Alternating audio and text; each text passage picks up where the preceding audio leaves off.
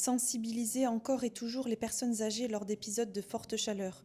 Voilà le message porté par le médecin gériatre Pascal Gélormini, qui exerce au sein du Centre de coordination gérontologique de Monaco depuis son ouverture il y a 20 ans. Selon elle, les signaux d'alerte sont nombreux. Le pli cutané, c'est tout simple à faire. On prend la peau de la personne, on la pince délicatement. Si le pli reste, c'est que la personne est déshydratée. Également, la bouche qui est sèche. Les urines se font beaucoup plus rares et seront foncées. Une fatigue inhabituelle, une confusion et une majoration des troubles du comportement chez les personnes qui ont des troubles neurocognitifs. Thermorégulation amoindrie, polypathologie, sensation de soif moins importante. Les personnes âgées représentent une population sensible à surveiller. La conséquence la plus importante, c'est le coup de chaleur. Lorsque la température corporelle va être supérieure à 40 degrés, il peut y avoir une défaillance polyviscérale, c'est une urgence. Il peut y avoir une majoration des pathologies chroniques.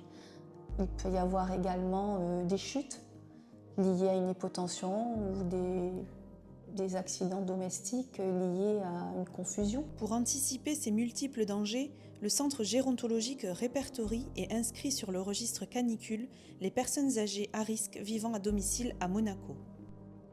Tous les ans, au mois de juin, la DASA va nous solliciter pour que nous transmettions des informations et des données aux différentes sociétés prestataires de services qui interviennent au domicile par le biais de leurs auxiliaires de vie. Nous sommes en lien aussi avec le service social de la mairie ainsi qu'avec l'unité mobile de psychiatrie et le centre Speranza. Enfin, les personnes âgées et leurs proches sont invités à suivre quelques précautions pour vivre au mieux ces moments de chaleur parfois extrêmes. Les personnes qui n'ont pas la climatisation chez eux et qui vivent encore dans des logements qui sont encore trop chauds, on leur recommande de se rendre dans des galeries qui sont climatisées. On va également voir auprès d'eux les effets indésirables de certains médicaments. Ne pas sortir pendant les grosses chaleurs, essayer de maintenir le logement le plus frais possible et penser à s'hydrater 4 verres le matin, 4 verres le soir.